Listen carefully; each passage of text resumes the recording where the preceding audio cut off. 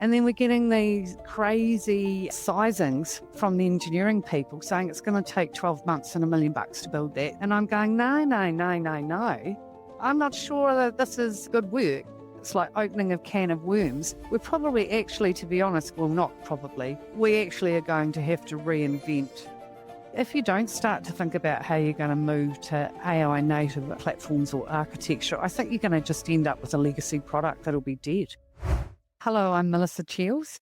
I'm the CEO at Smartly, which serves 24,000 small and medium businesses in New Zealand. We're owned by Datacom, which is a Australasian technology company. And I'm very excited to be here today and talk to you about how AI can help organisations transform and change and really scale their human potential. Maybe it'd be helpful to take a step back and set a little bit of context, because you have these hard-won insights around driving organizational change.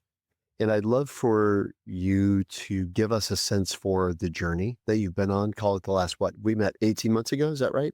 Approximately? Remember Yes, downtown Palo Alto, approximately 18 months ago. yes. Ella introduced us. I had come to know Ella through some work with the New Zealand government 15 years ago. And then I get a call from Ella saying, hey, I want you to meet my CEO. We're in town for SaaStr. We sit down, sitting outside of Verve Coffee there in downtown Palo Alto, and you start telling me about your vision for change. Can you start there and just say, why did you feel the urge to transform, and how did you begin that journey? How did I feel the urge to transform? Yeah, I remember that day, and it was sunny, beautiful sunny day in Palo Alto. And oh my God, you started talking into your phone and you were talking to ChatGPT, and I'm like, oh my gosh, what is he doing? And then you had come up with and created some communications that then went back out to us and within the meeting before it even finished. And I think I had a number of those kinds of experiences, seeing what was early stage, happening in the market in the software industry around AI technology, and thinking, oh, we really have to learn more about this because it's going to change the landscape. And so how do you get going with that?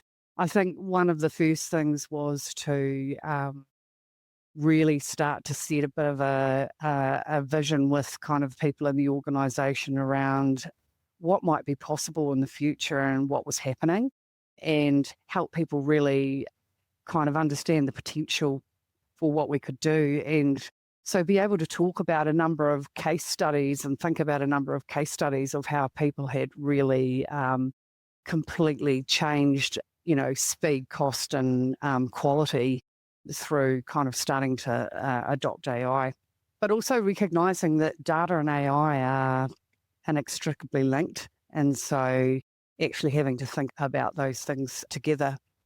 I think at the same time, that was why actually Ella was brought into the company, was actually going, right, we need someone with some passion and energy and some kind of real drive to understand and bring this capability into the business, and then start talking to the business about the importance of it and the why, and You actually know, how it could help them. I think it's a really important insight, Henrik. One of the things that we learned from Bryce Shalomo was that he was brought into Moderna before the AI moment. If you kind of trace his hero's journey, he wasn't brought in as the AI guy. And Melissa, I'm hearing you say the same thing about Ella. It said that she was brought in as the AI person. I know Stefan, who's the CEO of Moderna, hired Bryce a year before ChatGPT came out because he knew they needed to change. And then AI kind of got served up on a platter, right? And I think in the same way, Melissa, what you're saying is you had a sense that something needed to change even before the AI moment. And you, in bringing in a person like Ella, you actually created capacity for change. I'm just thinking about that as I think a leadership tactic, because I think a lot of leaders make the mistake of going, who on my team should I add this to their plate? Who should be the AI person or the change person? And if it's just another kind of responsibility on someone's already existing long list of things, it's going to get neglected Whereas it sounds like, correct me if I'm wrong, but you actually hired someone for the express purpose of catalyzing a change. Is that right? Yeah, I think if I look back, so I've been working with Smartly, which is obviously payroll and people management for kind of 5, 6 years now. And when we started, we were, I think, we've 3.4 times the revenue since in that period. Wow. And Three we and a half started X out revenue in 5 years. in 5 years. So all I would say is you've got to almost stay in a constant state of kind of change. And what's the next thing you need to do to grow? And you start with this capability, which might be in really good customer support, really good sales, really good engineering capability. But then you need to augment that with other kind of capabilities and skills as they're coming up and around. And so marketing and go to market and all of product development and all of these things all have to be built up. And you have to build that up, I think, by bringing in key people who you really give permission to build a capability or build out to the possibility of the idea of what it can do. And that's exactly where this came from, going, well, as a payroll business, the amount of data and information we have that could really support even like economic trending, understanding, insights that would actually help businesses, start thinking about, for example, you've got you've got all the salaries of all the kind of customer support people that do things in call centers, and you almost could tell people, well, this is roughly what you should pay. And as a new business or a startup or small businesses, that sort of intel is extremely valuable. But how do you unleash that? How do you harness that? So you're having some of these problems before AI even turned up, to say that you've got this latent potential in the business, either through your people or your information or your products and services, and how can you really unleash that? And so, yeah, Ella was brought in with the whole idea of what can we do? Right, let's really, really look at this, and then start talking more broadly to the business and people in it. So I think we have increasingly been identifying that one thing is AI and learning that. The other thing is basically the organizational permission or structure or space or methods to allow that unleashing to happen, right? And Jeremy brought up yesterday that in Amazon, they have like a whole kind of like methodology where you have a new idea, you can express it as a press release. And then if your boss like it, there's like a whole method for then allowing that person to go and pursue that. Could you talk a little bit to what is some of the kind of like the learnings you have from doing that in your organization? It sounds like learning ships is kind of like maybe one approach for kind of unleashing potentially the powers that AI gives you. I've got some stuff I want to kind of just going through my head. So I think one of the big things I just wanted to kind of talk about too is one of the things is actually the power of the multiple people rather than one person. So we've talked about how we brought Ella in and how you kind of can bring some people in to drive change. But one of the things I'm a big proponent of is we run the business. We don't run departments. So siloism and I've got responsibility for this or I've got responsibility for that is less powerful than if you work on it together and actually saying we're actually working on this as a team. And so I find that quite interesting because AI actually creates conflict, because actually if you want this kind of outcome in engineering, or you want this sort of outcome in product, and then somebody else can't keep up with the speed with which AI can now provide, then they'll get frustrated with those people. But if we're not trying to solve these problems together and we're just leaving it to that person and that person, it's actually not as strong. So I think to come back to your question, is I think one of the big learnings is sometimes tackle some of these things that you're finding out of your developments as a team and try and utilize the different skill sets to come up with something that's bigger and better than what one person would come up with on their own. we haven't talked about that much. I mean, I think you've got to have two big things going on at the same time. You've got to have leaders who are working together and bought in to kind of drive the change. But then also from the bottom up, you want to create champions and individuals within the business from everywhere, from every area. And you want to open it up to everybody. So it's not just for the leaders and the managers, or it's not just for this one person that comes in and tries to create change. You actually want to elevate the whole company and everybody. So everybody's using it daily, or everybody's problem solving. You know, the other thing that comes to my mind, Melissa, and I just want to give you a compliment on the air, so to speak, is you didn't approach this like this is everybody else's thing. You approach this like you had to change as well. And I think that is a really important piece of this puzzle is you and your own learning journey. Because I have seen, and maybe we can get into some of these anecdotes, but I have seen many times you're actually able to call people on whether it's expectations, whether it's that conflict, whether it's timelines and capabilities and features because of your depth of knowledge. Can you talk about your own learning journey? It's because it's not just about senior leaders working together and champions from everywhere. It's also, or and maybe it's just implicit in how you think about these things, but it's you coming alongside the rest of your team to be learning as well. Am I right? Oh, you're absolutely right. And I think one of the powerful things we did early on, and we did do, some real dedicated time to training to learn and be curious about prompting and what that actually looks like and what does it mean. If I can't prompt, how can I talk to it? If I'm not learning about that, how can I support or challenge others to grow? Hmm. And so I think, you know, leading by example, I've heard examples of CEOs who they, do a weekly video showing what new thing they've done or how they've done something. One of the powerful things we did was we had dedicated time where we just sat together, where we were in a meeting, but nobody was talking and everybody's got the cameras off. But you can actually put some ideas or thoughts or ask some questions to everybody. But I'm there with the team. We're learning prompting and we're trying to do a different kind of thing, or we're challenging ourselves to learn a new piece of it. And I'm in there with them doing it at the same time. And what was the impact of that? How did that impact you as a leader to be on the learning journey with the rest of the team?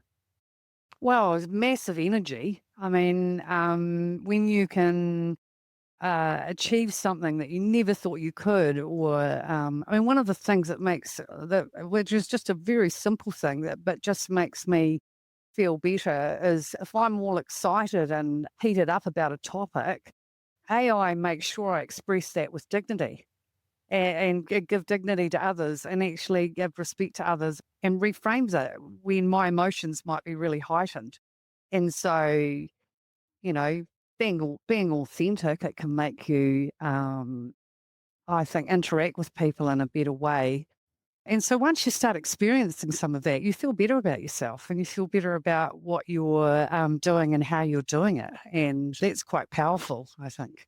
Can you walk us through that? I mean, I know you're a very passionate leader, but you said when I'm heated, AI helps me express it with dignity. Walk us through as a leader, what's an example of a time where you go, I'm heated about this, and how do you get AI to call it dignify the expression of those passions?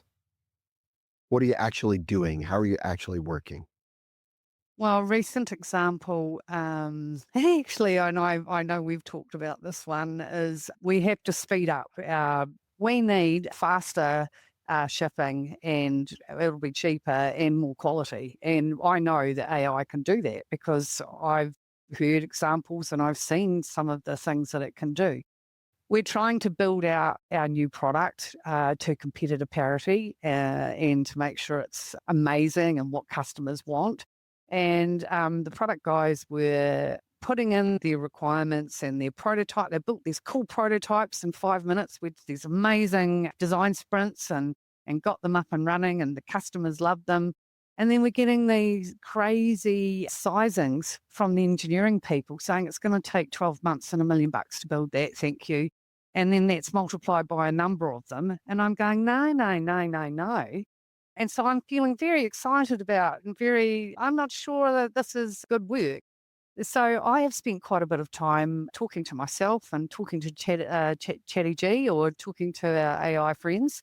And they're kind of going, well, actually, your engineering people, don't forget, they're all about quality and they're used to compliance. And if they do something wrong, there's big consequences. And so you need to remember that they're coming from this mindset and you need to help them shift their mindset to ABC. And so it's kind of helping me really think about it in their shoes. And so then actually I was able to get some coaching advice around quotes that I can say that'll make me sound really great and respectful and with integrity, but also get across the fact of the kind of change that we need to have and that we need it now. Okay, but hang on. So this is amazing. This is so good. But there's two layers here, right? And I think it's actually worth unpacking both layers. One is the knowledge that there's a new way. And that is actually really important, right? Because the reality is a lot of CEOs get an estimate from an engineering team that it's going to be $1 million in 12 months. They go, great, can't wait to see the progress update in 6 months. So there's an important kind of awareness layer where you go, no, no, no, like you said, no, no, no, no, no, no, like it can't be $1 million. It can't be 12 months, which that's one. And then the next layer is the self-awareness to say, I now have a cognitive amplifier to help me express this in a way that's not going to be off-putting to these engineering leaders. It's going to be inspiring, right. respectful. That's amazing, right? It's multiple orders, layers, if you will, of leadership, call it wisdom, that you're able to deploy because of your own experience. That's incredible. I am flabbergasted too by the constraints that we're working to that are sitting in our organizational psyche. So, for example, the product guys, they were feeling it too, but they were kind of going, well, this is obviously all we can do is cut down scope, and all we can cut and cut and cut scope to make it smaller and get it in. And that's what they would try and do, rather than going, actually, we might have to completely turn everything on its head. It's like opening a can of worms. We're probably actually, to be honest, going to have to, well, not probably, we actually are going to have to reinvent. And that's a big decision for a CEO of a tech company. Are you going to go AI native and reinvent your architecture and your platform and your tech? Or are you going to try and, build it in on top of what you've got? It's a really big decision. Can I ask you to maybe spend a little bit of extra time on that decision? And what are kind of like some of the pros and cons in your mind? Because to your point, it's a big decision. I think that if you wait and you decide that you want to rebuild out your platform to be AI native, how long is that going to take? And then are you going to get behind competitors and behind the 8 ball while you're doing that? So how much is it going to cost and how much time is it going to take? And then how far forward is that going to take us into the future relative to just building out what we've got? And I think this whole idea too of what exactly it is that you're going to build, because often build versus buy has never came into it, but actually you do need to start thinking about that now, that sometimes there are companies that can do, for example, like access and identity management, or they can do big parts of what you might want to build. They build that out already. So maybe you should be focusing on building back out your platform, or building out the pieces that are really differentiating, that are real assets, that are really value to your shareholders, rather than thinking about just building out everything. I mean, my kind of approach to it is it's and. So you probably actually have to build out your platform and change it, and you need to get going and learn and get all of the AI infrastructure and orchestration in at the same time, because that will inform what you should build. If you don't start to think about how you're going to move to AI native platforms or architecture, I think you're going to just end up with a legacy product that'll be dead. Um, And how much do you think it's a technology decision and how much do you think it's an organizational decision? well, I think it's an organizational and proposition decision. I think it's about thinking about what it is that drives shareholder wealth and also competitive advantage. I mean, some of these small startup companies, Henrik, that you're supporting or that your kind of people are involved in, they can actually rebuild, especially when you're operating in an environment like ours in payroll. A lot of our stuff's rules based. Actually, someone's going to come in and someone could come in and rebuild that out reasonably quickly. So, with that in mind, why wouldn't we do that rather than others? So, I think one thing that you mentioned in passing, which I think more and more of the companies that at least I talk to that are going through kind of this AI coming of ages kind of moment, is that when everything is possible for you and your competitors, then it kind of like very quickly comes back to what do you want to be as a company? Like, Yeah. not what you do right now, but what do you actually want to be?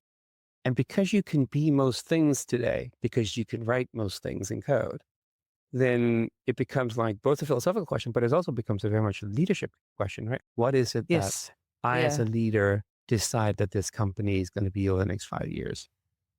Are you in your pondering? Is this some of the things that are then also kind of like suddenly becoming front of mind? Of we actually have to Oh, articulate as a narrative what it is that we want to be.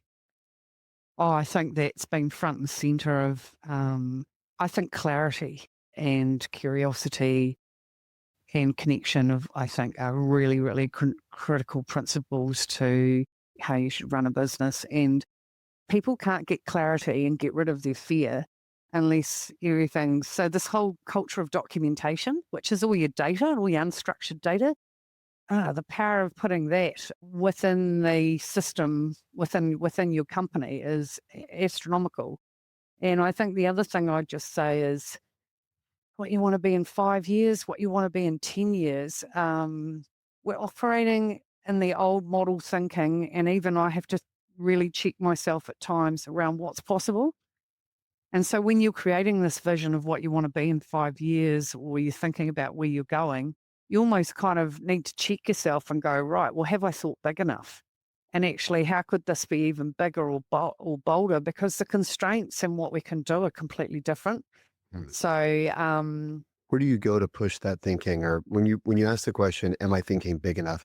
How do you know? Do you have a external board of advisors where are you looking to orient around kind of scale of ambition or to calibrate even?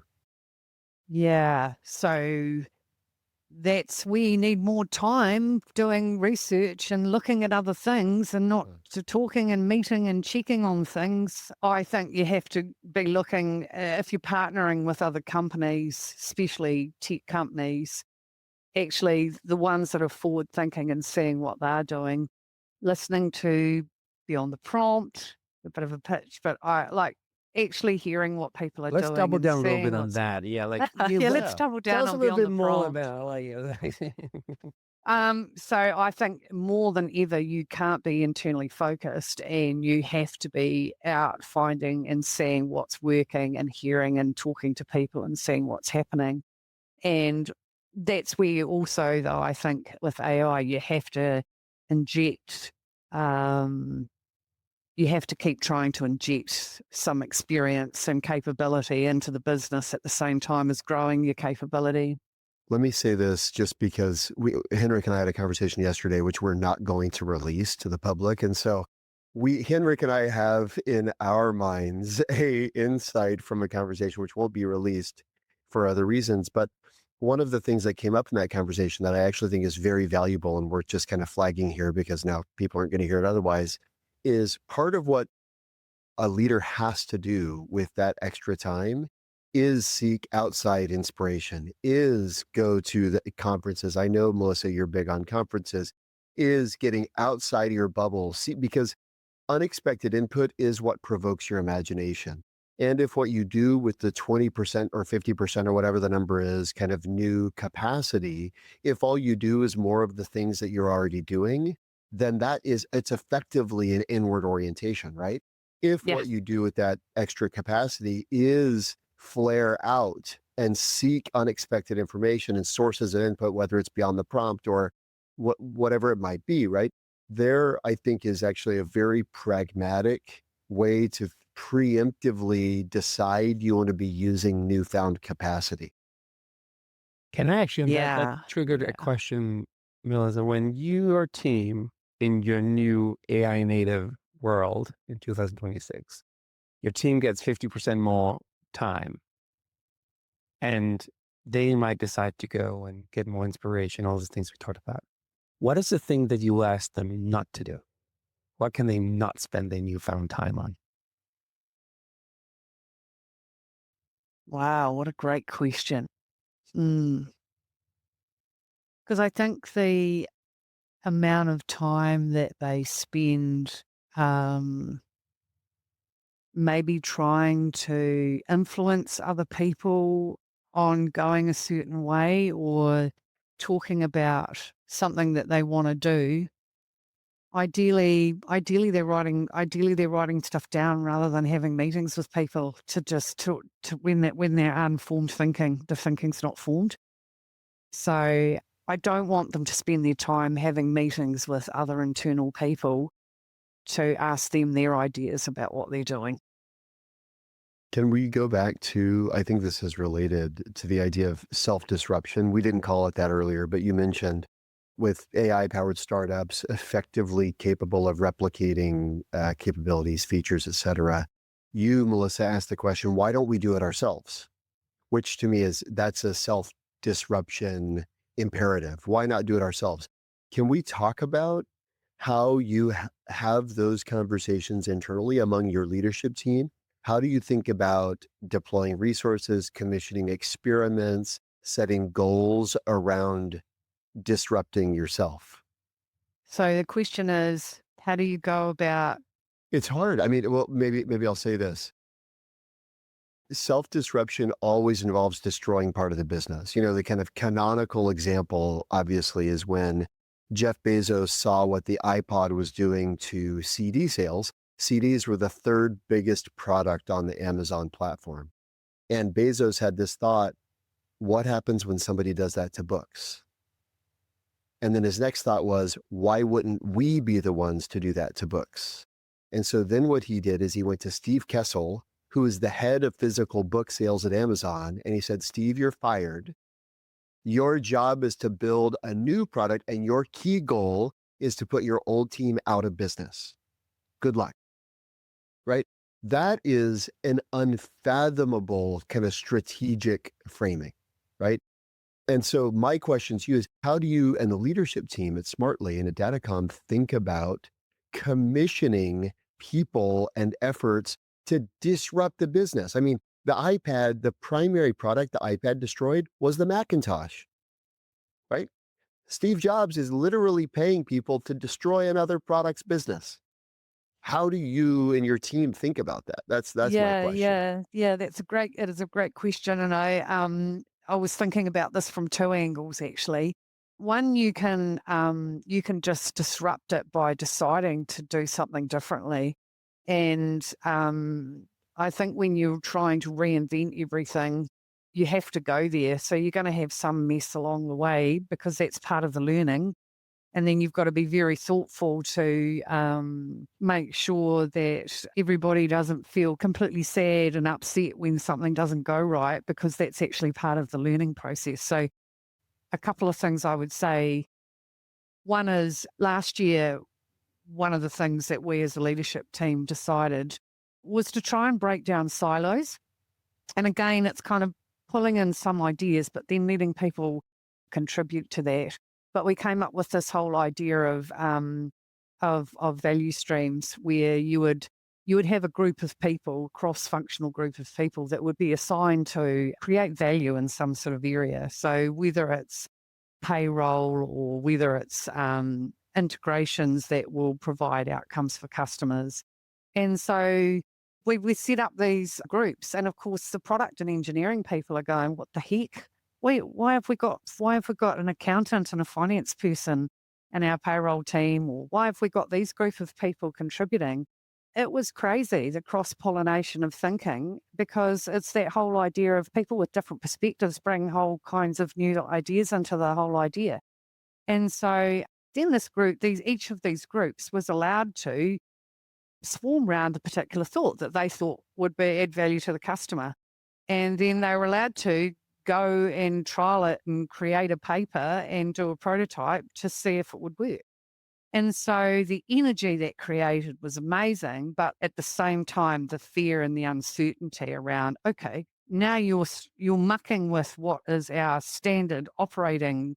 Mhm. This is how we run the factory. This is how we run the engine, and you turn it upside down. And so you've got that stuff happening at the same time. And I think you have to be comfortable with the level of that, of some of that, forming, storming, till you can get out the other side. But interestingly, from those value streams, we found that they were really great at generating ideas, but we're now having to go to round 2, because actually when we got into delivery mode, we couldn't get it out the other end because we needed to change that piece as well. It's almost like pulling up a rock, and then the next one will follow, and the next one, and then you just keep solving them along. You've got to kind of be the amateur psychiatrist, right? In a way, Melissa, because I think I mentioned this to Henrik or on a recent conversation, but I heard Paul Nurse, who's he's a Nobel Prize winning biologist. He said, managing a lab means 90% of the time he's an amateur psychiatrist because people are failing 90% of the time. So how do you manage folks? You've commissioned these value streams. You created, as you said, energy and also fear. People are going, what are these cross-pollinating teams doing together? Then they've got amazing ideas, but you can't deliver out the other end of the pipeline. How are you managing expectations and energy now to sustain the momentum while mitigating the fear? What are you doing? Celebrating the successes and the cool prototypes and the cool ideas, and also the champions that have brought those forward, celebrating and letting them actually talk to it so that they own it, so that people can see that we reward trialing things, and we are actually making progress. So I think you've got to focus on the progress you're making. And then I think with dignity and respect, start to look at some of the problems that come up next, and then do the deep thinking about how you're going to solve for those, and this is where the learning ship idea is. This is how this is formed over the last couple of days from all the work I've done, is actually now you can take these prototypes and things. Now you don't have to build everything and make it perfect. And the whole idea of scaffolding, and actually some stuff we're going to throw away. We're not going to keep it. So in a world where you're used to everything needing to be thought that it might be here forever, it's got to be architecturally sound, everything's got to be amazing. No, actually, if you've got it clear and you've got that clarity around what the scaffolding things are that you're doing when you're experimenting, and that it's okay because this stuff's not forever and it's time bound, and we'll put some real good rigor around that. This is how you start solving, I think, for some of those next issues. Can I ask one clarifying question? Is learning ship a play on words of some kind? Is it a play on leadership? Is it a play on, is it an alternative to something else? Why learning ship as a title? Because the learning, the purpose of the piece of shipping of it is to learn. It's not to deliver a perfect, fully. So it's actually the wording and the language, whether that evolves as I start talking to people about some of these concepts, will be interesting to see. But the learning piece is key, because shipping in its own mind is perfect and It's a play on excellent. ship. It's not Yeah. shipping, it's learning shipping. That's what I was. Yeah, Yeah. I didn't know if what you're saying is it's Yeah. not leadership, it's learning ship, or if what you're saying is it's not shipping, it's learning shipping. It's learning shipping. Yeah. I think that is maybe a good starting. This is a good place for us to stop because we're running out of time, but we're super grateful for you to be on. Drop the mic, Melissa. Get out of here. Get out of here. Nah. I'm going to try to make you famous. So, Melissa, I mean, the thing is, she's a real deal. She's CEO, multi-100-person company serving thousands of small businesses. She is in the game in terms of in the midst of an organizational transformation. And she's also just a wonderful human being. So I thought there's something for everybody to like here, really. Yep. So I'll bring a few things in. I'll start with the one that I thought was something we danced around in other conversations, but I thought she really honed it in a very interesting way. She basically says, you as a CEO right now have to decide if you want to be an AI native company or not. Mm. And that is a fundamental question. And it's not just an engineering question, it's a full organization question. And Mm. I actually think for some people, it might be fair for them to say, you know what, we're not going to be. And that is cool too, I guess. I mean, like, I'm obviously drunk the Kool-Aid, so like, I'll be like, you'll be gone. But I think that that's a fair thing as a CEO to say. And then if you decide, hey, I want to be an AI native company, then you have to have like, there's a whole list of things you have to then do. Obviously, you have to rethink how you do your organization. You have to think about, how you build stuff. But you also have to think about what is it you're going to be in the next 5 years. And there, I think you brought the second thing, which is a new obsession of mine, which is basically we have operated for the last 1,000 years in business building under a mentality of scarcity. You don't have time, you don't have money, you don't have resources, you don't have any of these things. And the thing that is so mind-boggling with AI is that you probably have to rethink that now in a world of abundance, when you have everything in spades, Yeah. even It's to hard. the point where, just the question of like, what are you going to spend 50% extra time on if that becomes available to you is actually complicated for a lot of people because Mhm. it's just such an unfathomable thing that you suddenly have like double the time. And so I think, Can I pause you there just Yeah. because you triggered something for me? When we talked to Bryce, do you remember the first question he asks in his org transformation or transformation readiness questionnaire? Do you remember that pop quiz? I think it was something to the extent of like, where do you think, like how much you think, no, I'll butcher it. If is something like this, and I'm actually having dinner with him tomorrow night. He happens to be in the Bay Area, so I'll ask him in person. But I Bryce is think the former head of AI at Moderna, just for the people correct. that haven't listened to Oh yeah, all our well, and episodes. go listen to that episode. Bad catalog, whole thing's great. But one thing Bryce asks is if we succeeded beyond your wildest Oh, yeah. expectations. And I think I can't remember the percentage, but it was a non-trivial percentage of people who basically can't answer the question because they've never allowed them to think of wild success beyond imagination. And I think it's kind of what you're getting at here, Henrik, which is in a world of abundance where effectively intelligence is now metered, it's a commodity. Intelligence has always been the scarce resource. It's always been the rate limiter on growth and value creation, right? And when now the effective rate limiter is what I can imagine doing with unlimited intelligence, most people have never allowed themselves to imagine. Actually, that comes to we asked Melissa this question in the interview where we asked, what is the one thing that if your organization, people in your team are getting 50% more time back in 2026, what are the things that they should not do? I She had a love good it. answer, but it was a difficult answer. It was a difficult question for her to answer. Now, and I think it goes back to maybe what would be one of the interesting things in a world of abundance. Your question is not what you're going to do, it's what you're not going to do, because you can do anything, right? What is the features that you will not ship, or which one will you kill? Because what is the thing, all those things is kind of like a mind-bending kind of like prospect. Well, Adam Grant has often talked about a to-don't list, like a to-do list, but what are the things you're not going to do that you've just decided I'm not going to do them? I think it's kind of the essentialists idea, right? We talked with Greg McEwen a year ago, but his whole premise of essentialism, the very notion of priorities is a paradox because that word was only pluralized in the last 100 years. For all of human history, priority meant literally the very most important thing. And then at the turn of the Industrial Revolution, all of a sudden we started speaking about priorities as if you can have more than one very Mm, most important thing. that's fascinating.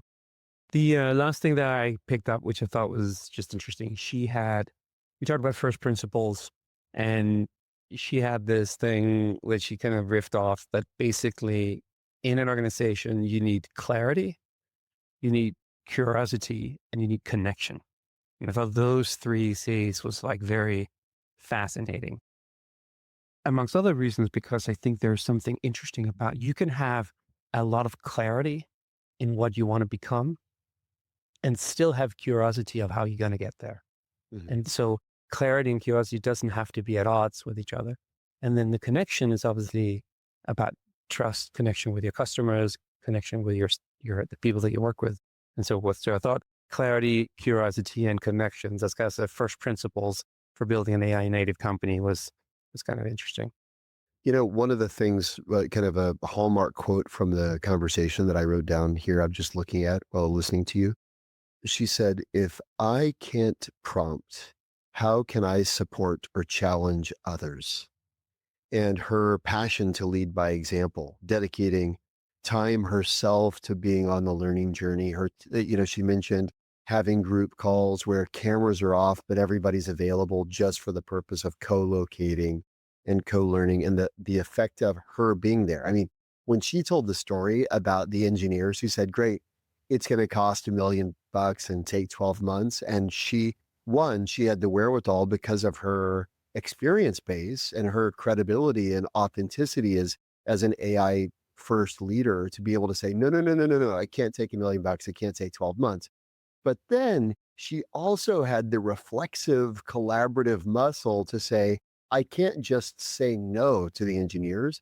I need to work with AI to find a way to frame this in a way that's inspiring and motivating rather than demotivating to them. And to me, that kind of multi-level AI awareness is there's no other way to do it than to do it, right? Like there's a sign that hangs in the D school. I think it's John Gage. I think he said the only way to do it is to do it. And that's true with AI, right? The only way you learn both those lessons, one, 12 months and $1 million is an unacceptable timeline and budget. And two, my saying it that way is unacceptable. I don't have to say it that way, and they don't have to do it the old way. Both of those realizations are so important for leaders to have embodied. What's your experience? You go around and you teach a lot of people about AI, and I meet a lot of senior management teams that are curious about how to use AI organizations. I guess kind of the same. But my observation is that you often get in to do a keynote, and there's this sense from the senior management team that go out and teach the people how to Yeah, do yeah. this. Delegate. They think it's a task to delegate. AI is not a And task to delegate. and Yeah. and now I was in a meeting the other day, and somebody's like, "Oh, we should really have some front deployed engineers helping the different teams doing stuff." And it's like, you could also just deploy them to yourself just to start with, right? And Mhm, mhm. so I guess my question is, do you also see that there is this kind of interesting dilemma that a lot of senior management teams are very intrigued by AI, know that they have to kind of start to use it in the organization, but has a tough time making themselves the patient zero? Yeah. I call it my vendetta against hypocrisy, Henrik. I am on a vendetta. I mean, certainly for myself, but also for the people that I interact with. And so I don't know if I told you the story, but it's kind of classic illustrative of exactly what you're talking about. I was in New York a couple weeks ago with over 1,000 CXOs, Fortune 500s, and one of the big four consultancies. And right before I go on stage, I kid you not, as like in the green room, the person who's going to facilitate the Q&A at the end goes, "Hey, just wanted you to know I've been hearing this phrase AI fatigue a bunch. So people are kind of, and I was like, do you want me to change my talk topic? Because I'm going to be talking about," and he goes, "No, I just want to let you know." And so real time, I kind of improvise. This is what I did. I got on stage and I go, "Hey, quick poll, raise your hand if the phrase AI fatigue resonates with you." Every hand went up. I said, "Keep your hand up if you're feeling AI fatigue." And then, a lot of people like two hands up. And then, you know what I said? I go, keep your hand up if I could toss you the clicker and you could share your screen on the cool stuff you're doing with AI. And every hand in the room went down. And I go, isn't that funny? We're all tired of talking about it, but nobody's doing it. And to me, it's like the perfect encapsulation of exactly what you're talking about. And what my epiphany actually, I actually had to, I have, speaking of vendetta against hypocrisy, I believe in the value of documentation. I learned that from you, Henrik, when we interviewed you about idea flow. You talked about your habit of documentation. So folks can read that if they want to later. It's a great, I love your Google Home Assistant that sends ideas to a Trello board. I still remember that. I don't, do you still do that? Yeah, but now it's upgraded as a cloud code Okay, thing that goes into like an Abyssian thing, but I guess. Well, no, stop. Okay, but what I was going to say is I'm laying in bed that night. I'm in that hotel. I've just given that keynote. And I actually had to get myself up and I wrote it. I could find you a photo of the piece of paper I wrote it on because I realized AI fatigue is actually what? It's AI insecurity. Mm. These people are saying, I feel AI fatigue because they feel this, I would say, almost existential, ubiquitous sense of pressure. They need examples, and yet they have none. But they can't say, I'm feeling AI insecure. So One what they thing, say though, is, that I'm feeling AI fatigue. I'll give you, I agree. I'll give you one other kind of like analysis of it though. And maybe it's on the list of like AI people going around saying semi-snooty stuff to people. I go to these meetings and I see these presentations where people present all these agents that they build into the organizations. Mhm. And then they talk about how many hours they've saved. And then I tend to ask the question, where does the hours go? What do you do with those hours? And nobody has an answer. Like it is like they just have evaporated, right? And so I think one reason why there's also the fatigue is because that people are kind of like, I think they're anxious, I should say, because that they don't know necessarily how to do it and they hear that it's important, but also because that it's a complicated period of time right now where you actually have done a lot of stuff. It's a little bit like having done a lot of exercise, but you don't really lose weight. And you're like, that is so unfair. And I've been to the gym like 4 times a week. You know, right? well, I think it's related to hopefully somebody that we're going to have on the show. I know I've been emailing with him about, and our scheduling team to get him on the show. But there's this phenomenon called Parkinson's law, which you may be familiar with, which is the tendency for work to fill the time one gives it. So if if you got 10 hours, it takes you 10 hours to write the thing. If you only got an hour, somehow you get it done in an hour, right? Well, when you ask that question, where is that time? I think the reality is right now, per Parkinson's law, that time is being dissipated across whatever unknown number of tasks. And my hunch, this is an untested hunch or hypothesis, but my untested hypothesis is that the time to decide what you do with your productivity gains has to be before you achieve the productivity gain. Because if you wait until after you've got the free time, it's too late to decide what you want to do strategically with your newfound time. Because Parkinson's law says, even though you're more productive, now the time just still gets frittered away. But I think if instead of maybe realizing gains, folks thought strategically, if I had 10 more hours a week, what would be the most valuable use of that time? If they would think strategically about that, then go into whether it's upskilling or productivity enhancements, creating agents, et cetera, knowing that the golden ticket at the end of that rainbow or the gold pot of gold at the end of that rainbow is now I get to do more of the thing I said was super valuable. I think that's my hypothesis. I think it may be actually the way, because then people can not only trace the time that they've saved, but they could also now point to the value of doing the thing that they knew was of strategic import that they kind of predetermined in that exercise. Thoughts, reactions? I mean, like, I think we should get that person on the show. If you're listening to this debrief at the end of the episode, we'd love to know what we missed, what resonated with you that we failed to appreciate appropriately. And with that, we thank you for listening. We hope you'll share it to somebody that you care about. And then the only thing there's left to say is bye-bye. Bye-bye.